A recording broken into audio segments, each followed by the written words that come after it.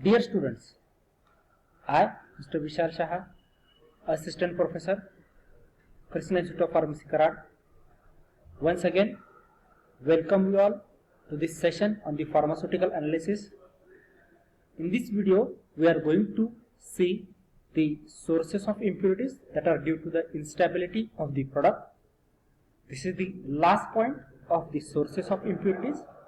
That is the third important point, instability of the product, where this instability may be due to the chemical, then changes in the physical properties of a pharmaceutical substance. It may be due to the reaction with the container material, or it may be due to the temperature. One by one, we are going to discuss about these instabilities. Before that, just if you are coming first time to this my YouTube channel, please watch my previous videos related to the sources of impurities also. And if you like the content of this my YouTube channel, please subscribe to my YouTube channel. So let's start with our today's session that is related to the sources of impurities, that is the instability of the product. Now before starting with our today's session, just we will see what are the learning outcomes of this session. Means after watching this video, what you should be able to understand. So after this session, students will be able to explain the sources of impurities that are related to the instability of the product. Now, first source that is due to the instability of the product is due to the chemical instability. Now, what is the meaning of chemical instability? Impurities can also arise during the storage because of the chemical instability of the pharmaceutical substance. What happens? Actually, for manufacturing of a particular product, maybe we will require 1 day, or sometimes you can say 1 week. That is sufficient to carry out the manufacturing of any product. But after that, it is remaining with its container for longer duration of time, maybe up to its shelf life or the expiry date. It may be a 2 years, 3 years, sometimes it might be a 5 years. So for more duration of time, our product is in contact with our container. So there are chances are there that during the storage conditions, there might occur the impurities are incorporated into these substances. These impurities may be due to the chemical instability. Now, chemical instability means what? Either it may be degradation or the conversion of our main product into its side products due to the side reactions. This is nothing but the chemical instability. So, chemical decomposition is often due to the light. So, when there is a catalysis by light, then due to sometimes traces of acid or alkali that is present in our sample, sometimes what happens, whatever our pharmaceutical substance is there, it will carry out or it will have a reaction with our metal container that is to be utilized, and due to which sometimes that metal is acting as a catalyst, and small amount of acid or alkali is released from that particular container. So that may have the effect on our pharmaceutical substance. Then traces of metallic impurities that are coming from the metallic containers. Then air oxidation, carbon dioxide and water vapors. So these are the where various reasons are there due to which chemical decomposition is catalyzed either by light. So if the light is the reason for the catalysis of this decomposition, then we have to store such a product into the amber colored bottles, which will carry out the less exposure of our product to the light. Then traces of acid or alkalis. So we have to maintain the pH of that particular solution. We have to add the buffer solution so that it maintains the pH of that particular solution. So small amount of acid or alkali does not have any effect on the pH. Then traces of metallic impurities. Then we have to add the antioxidants to carry out the protection from the air oxidation or the carbon dioxide and the water vapor. So these are the various reasons, ways by which we can carry out the protection of our product from the chemical instability.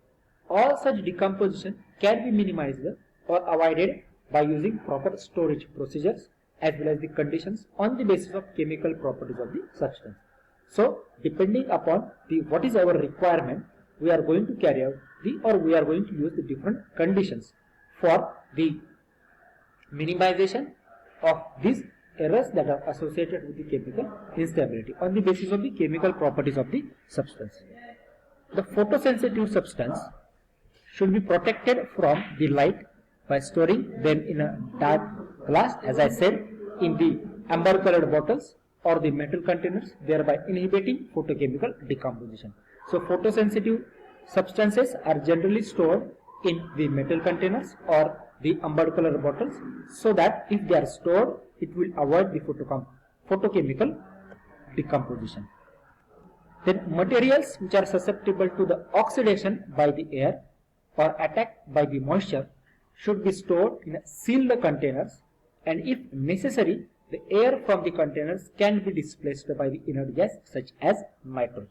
So if say our product is susceptible to the oxidation by the air, so normally what we are going to do, whenever we are going to fill our product into the particular bottle, we are not going to completely fill it. So some amount of air is present as such. So if this air is present, it may carry out the decomposition of our product, and to avoid this, we have to replace the air that is present on that particular product with the help of the nitrogen, because nitrogen is acting as an inert gas. So if the air that is present is displaced by the nitrogen, there are less chances that the oxidation of our material will take place. Sometimes we will be adding antioxidants also. Oxidation can also be prevented by adding suitable antioxidants which are capable of undergoing oxidation at the expense of the substances. So oxidation can also be prevented by suitable antioxidants, as I said, ascorbic acid, which are capable of undergoing the oxidation at the expense of the substances. And if we add antioxidant to our product, then they itself undergo the oxidation instead of our product, and our product will remain as it is in that container. So these are the various instabilities that are related to the chemical instability. So these are the due to chemical instability also certain amount of errors that are incorporated or impurities are incorporated into our pharmaceutical substances. Then next one is changes in physical properties of our substance. Pharmaceutical substances may undergo changes in the physical properties during the storage. Now there can be changes in the crystal size, shape, sedimentation, then agglomeration and caking of the suspended particles. These physical changes are not always avoidable and may result in the significant changes in the physical appearance, then pharmaceutical as well as the therapeutic effects of the product. So changes in physical properties is another concern which is occurring during the storage. So changes in physical properties means what? It may be change in the size of that particular crystals that are present, size or shape. Then if we are going to use the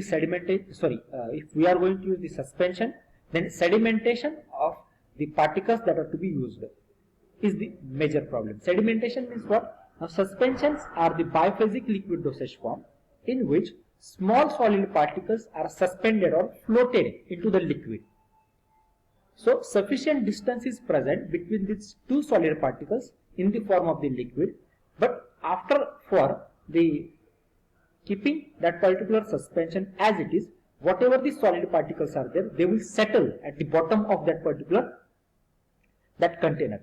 So this is known as the sedimentation. So this is the common problem that is associated with the suspension, then agglomeration and caking of the suspended particles.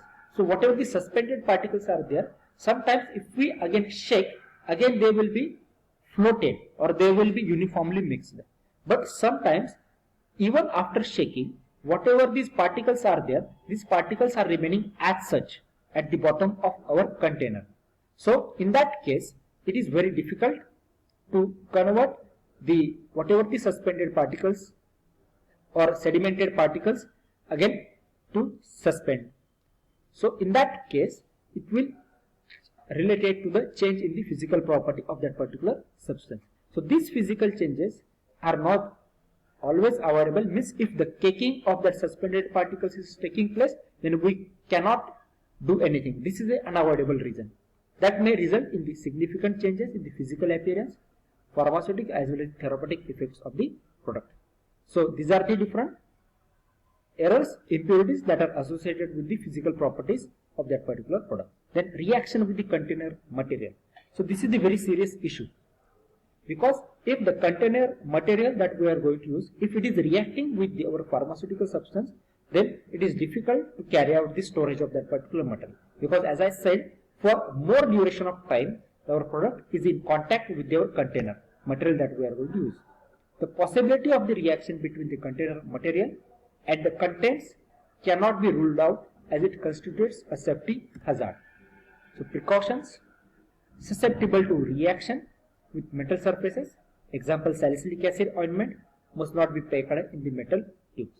So in that case we have to use a special precaution. Either we have to replace the metal container with the help of the other material, or we are going to add the different antioxidants, or if that particular reaction is catalyzed by the air, then we are going to carry the addition of an inert gas like a nitrogen.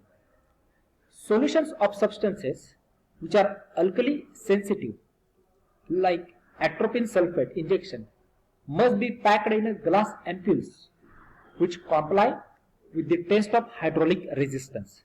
Therefore, such a preparation must not be packed in a containers which are made from the soda glass, because if they are packed in the containers which are made up of a soda glass, then it may lead into the leaching of a alkali.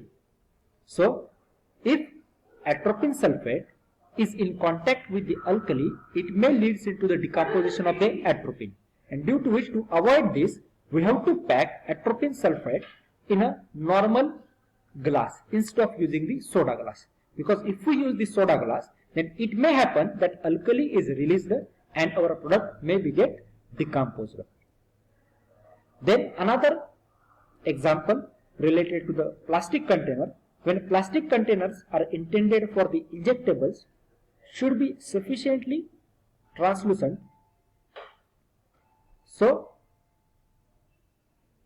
Plastic containers and closures must be carefully evaluated, because their tendency to give undesirable additives such as plasticizers, particularly in the presence of non-aqueous solvents.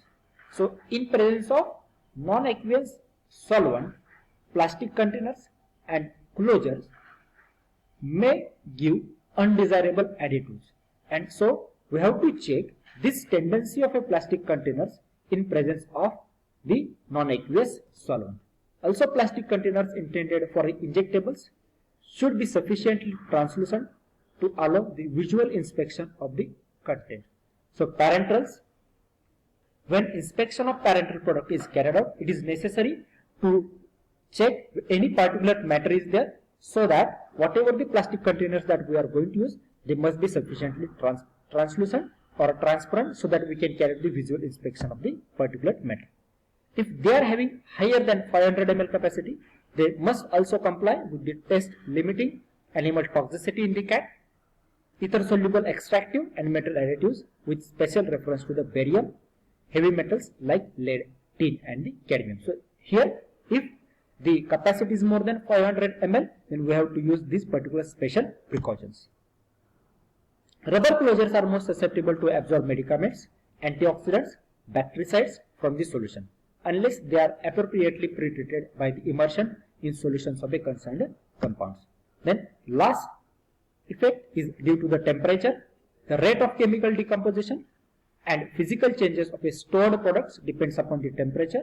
The susceptible substance may have a temperature storage requirements assigned to them in order to protect them against the undesirable decomposition. For example, vaccines, they must be stored between 2 to 8. If we do not follow this condition, it may lead to the decomposition of the product. So we have to follow specific guidelines for a product that are provided by manufacturer to carry out the storage of these particular materials. So here we have completed with the sources of impurities. So there are 3 different reasons are there due to which sources are impurities are incorporated into pharmaceutical